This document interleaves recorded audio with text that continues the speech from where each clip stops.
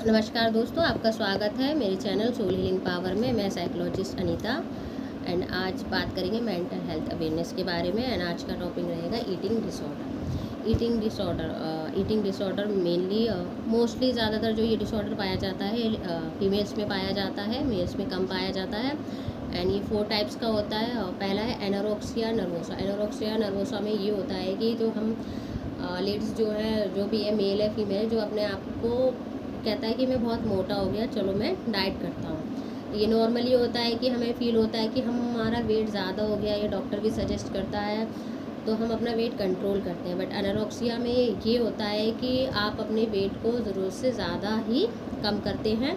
And आपकी eating habit ऐसी हो जाती है कि आपका जो वेट है, बॉडी वेट है, वो वेरी लो हो जाता है। जो आपकी हाइट के अकॉर्डिंग होना चाहिए वो ना होकर बहुत ही आप लो कर लेते हैं। अब एनोरेक्सिया नर्वोसा में क्या सिम्टम्स पाए जाते हैं? पहला सिम्टम तो ये होगा कि आपको लगेगा कि मैं बहुत ही मोटा या मोटी हो गई हूँ। आप एक्सेसिव डाइट करेंगे। एंड ये फीमेल में ये चेंजेस होते हैं, उनके पीरियड्स चेंज हो जाते हैं, पीरियड्स का साइकिल चेंज हो जाएगा और साइकिल लो भी हो सकता है, मतलब कम डेज के लिए भी हो सकता है। थायराइड की प्रॉब्लम आ जाती है एनोरेक्सिया नर्वोसा की वजह से। एक तो थायराइड भी हो सकता है और दूसरा हार्ट की दिक्कत भी आ जाती है। और अगर हम ज़रूरत से ज़्यादा डाइट करेंगे, एक लिमिट होती है, उस लिमिट से ज़्यादा हम डाइट करेंगे तो हमारे कुछ ऑर्गन्स भी डैमेज हो सकते हैं। एंड आपका बीपी लो हो सकता है, डायरिया हो सकता है आपको, ये सब एनोरेक्सिया में आ जाता है। एंड देन सेकंड आता है ईटिंग डिसऑर्डर में बुलिमिया नर्वोसा। बुलिमिया नर्वोसा होता है कि आप एक ही टाइम में बहुत ज़्यादा खा लेते, तो ओवर ईटिंग कर लेते एक बारी में, और उसको कंपनसेट करने के लिए क्या करेंगे, या तो आप उल्टी करेंगे या ओवर एक्सरसाइज करेंगे, क्योंकि आपने बहुत ज़्यादा खा लिया। अब आपको पता है कि नहीं खाना था, आपने खा लिया, अब क्या करेंगे, या तो आप उसको उल्टी से निकालेंगे। अगर देखिए, अब उल्टी आना एक नेचुरल प्रोसेस होता है। अगर आप फालतू में उल्टी करेंगे तो आपकी तबीयत बिगड़ेगी। और दूसरा ये करेंगे, एक्सरसाइज करेंगे, जी आज मैंने तो इतना सारा खा लिया, अब मैं एक्सरसाइज करता हूँ। आपको भी पता है कि ओवर कुछ भी बॉडी से ओवर काम कराते हैं तो उसमें डैमेज होता है। तो लूज़ मोशन, कुछ लोग लूज़ मोशन की दवाइयाँ भी ले लेते हैं। भाई, लूज़ मोशन की आप दवाइयाँ लोगे तो आप बीमार ही पड़ोगे। तो ये होता है बुलिमिया नर्वोसा में। एंड थर्ड डिसऑर्डर होता है बींज ईटिंग में ये होता है, हम जंक फूड खाना शुरू कर देते हैं। ओवर ईटिंग तो करते हैं, किस चीज़ की ओवर ईटिंग करते हैं? जंक फूड की। जंक फूड हम खाते हैं और उसको कंपनसेट भी नहीं करते, कोई एक्सरसाइज नहीं कर रहे। अनहेल्दी मेथड होता है सबसे ये।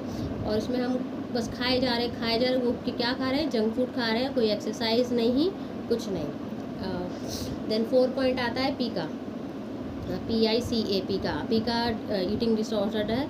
ईटिंग डिसऑर्डर में होता है लोगों को ना अजीब चीज़ें खाने की आदत होगी। जैसे आपने न्यूज़ में भी सुनते हैं, एक इंसान बाल खा रहा है, एक कीले खाता है, ये ऐसा है, तो उनको मेंटल डिसऑर्डर होता है। इसमें वो अजीब चीज़ें खाते हैं। कुछ लोगों को आदत होती है कि लकड़ी खा रहे हैं, कुछ टिश्यू पेपर खा रहे हैं, कुछ बाल खा रहे हैं, कुछ नेल्स खा रहे हैं, कोई पेपर को खाता है। जो खाने की चीज़ें नहीं होंगी ना, वो एक ऐसी चीज़ है वो पर्सन खा रहे होते हैं, वो आता है पीका के अंदर। अब आप देखेंगे ईटिंग डिसऑर्डर के कॉज क्या होते हैं, ईटिंग डिसऑर्डर क्यों हो जाता है। एक तो लो सेल्फ स्टीम होती है। जिन लोगों को लो सेल्फ स्टीम होती है, मतलब अपने अंदर कॉन्फिडेंस नहीं होता, अपनी बॉडी को लेके कॉन्फिडेंस नहीं है, तो उन्हें अपनी बॉडी पे शेम है। भाई, आपकी जैसी बॉडी है तो है, उसमें शेम क्या है? क्यों? अगर जब आप ही कॉन्फिडेंस नहीं होंगे तो आप सामने वाले को कैसे कर सकते हैं कन्विंस। एंड दूसरा है पुअर बॉडी इमेज। ऐसे इंसान को लगता है कि बॉडी में प्रॉब्लम है, कुछ ना कुछ ख़राब है, या मेरा टम्मी ज़्यादा एक्स्ट्रा बाहर है, और इस चक्कर में वो क्या करते हैं, जंक फूड खाने लगते हैं, बीज ईटिंग करेंगे। कुछ को लगता है कि मैं बहुत ही पतला हूँ, वो मोटे होने की कोशिश करेगा। कुछ को लगेगा बहुत मैं मोटा हूँ, वो ज़रूरत से ज़्यादा पतला होने की कोशिश करेगा, एक हेल्दी वे में नहीं चलेगा। और ये ना ज़रूरत से ज़्यादा ही दिमाग में भर जाता है।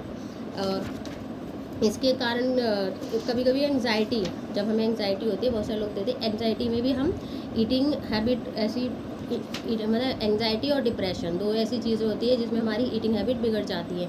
हम जंक फूड खाने लगते हैं, या जैसे हमें कोई टेंशन हो रही है, बहुत सारे लोगों के साथ होता है, थोड़ा सा भी कुछ प्रॉब्लम हुई, टेंशन होती है, वो कुछ खाना शुरू कर देते हैं। जैसे बहुत सारे लोग नील बाइट करते हैं, और ये होता है फिर उसकी वजह से सेकंड पॉइंट होता है इसका रीज़न क्या हो सकता है, peer pressure.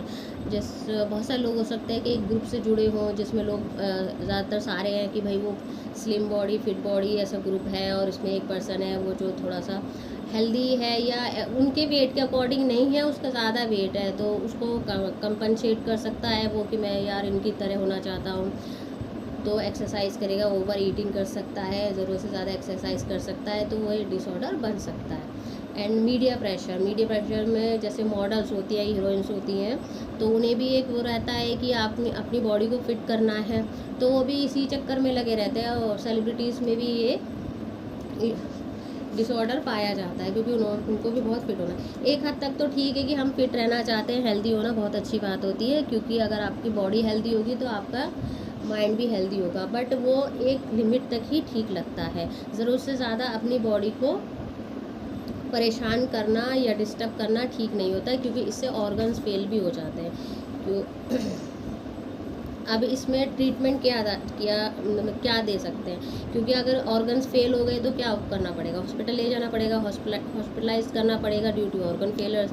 And severe issue होगा, उसमें भी हॉस्पिटल में ले जाना पड़ेगा। और साइड बाय साइड काउंसलिंग भी चलेगी, 4-6 महीने की काउंसलिंग चलती है, उसमें आपको बताया जाता है कि एक हेल्दी वेट क्या होता है, या फिर आप अपनी बॉडी शेमिंग से कैसे बचें, उसकी थेरेपी दी जाएगी, काउंसलिंग दी जाएगी आपको, एंड कुछ मेडिसिन भी दी जा सकती है। अगर आपको कोई ऑर्गन फेल हो गया है तो आपको हॉस्पिटल में ट्रीटमेंट चलेगा। माइल्ड लेवल का है तो काउंसलिंग दी जाएगी माइल्ड लेवल की, एंड ग्रुप काउंसलिंग भी दी जाती है। जैसे जिन सबको इस तरह का डिसऑर्डर होता है, ईटिंग डिसऑर्डर है या एनोरेक्सिया है, किसी को सेम डिसऑर्डर है तो सेम ग्रुप काउंसलिंग दी जाएगी। एंड सपोर्टिंग थेरेपी भी दी जा सकती है, डिसऑर्डर से निकलने के लिए हेल्प की जाती है। आपके जो नियर एंड डियर हैं, फैमिली मेम्बर्स हैं, उनकी भी काउंसलिंग की जाती है, उन्हें समझाया जाता है कि कैसे आपको ट्रीट करना है। एंड इंटरपर्सनल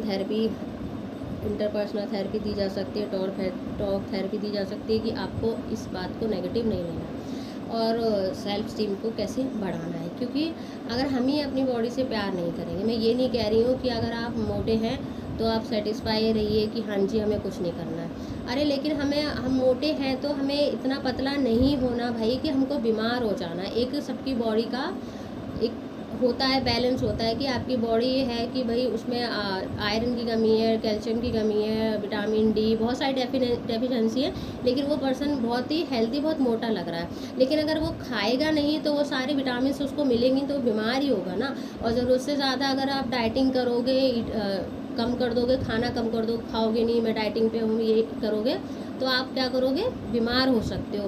डाइटिंग कीजिए लेकिन आप एक लिमिट में कीजिए, लिमिट इन द सेंस जो आपको बताया गया है उसके अकॉर्डिंग चलिए। जैसे बहुत सारे लोग होते हैं ऑयली फूड नहीं खाना है, या शुगर खाना है, शुगर इंटेक इतना नहीं करना, ऑयली नहीं लेना।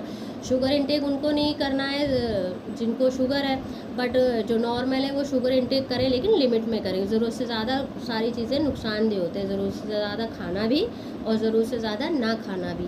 तो ये जो ईटिंग डिसऑर्डर होता है इसमें या तो हम ज़रूरत से ज़्यादा खा रहे होते हैं या ज़रूरत से ज़्यादा नहीं खा रहे होते, या अजीबोगरीब चीज़ें खा रहे होते हैं, या अपनी बॉडी को लेके शेमिंग हो जाती है। Okay, thank you. कैसा लगा आज का आपका टॉपिक प्लीज़ कमेंट करके बताइएगा।